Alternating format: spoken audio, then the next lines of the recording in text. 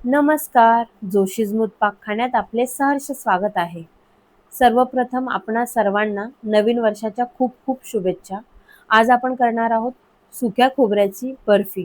त्याकरिता अर्धा लिटर दूध छान उकळी आल्यास त्यात 50 ग्रॅम सुक्या खोबऱ्याचा कीस घालावा. 80 ग्रॅम साखर घालावी. छान ढवळून घ्यावे. गॅसची फ्लेम मंद असावी. तुम्ही तुमच्या आवडीनुसार साखरेचे प्रमाण कमी जास्त करू शकता.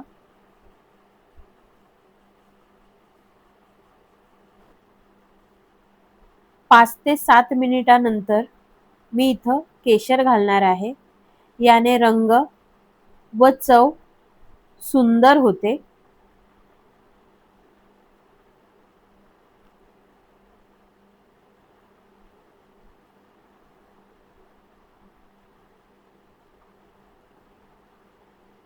हे पहा, मिश्रण घट्टसार झाले आहे. मिश्रणास तूप सुटू लागले आहे, म्हणजेच आपली बर्फी तयार झाली आहे.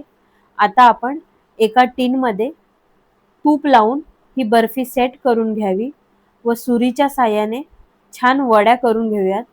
ही बर्फी चवीला अप्रतिम लागते. तुम्हाला रेसिपी आवडल्यास नक्की करून पहा. धन्यवाद.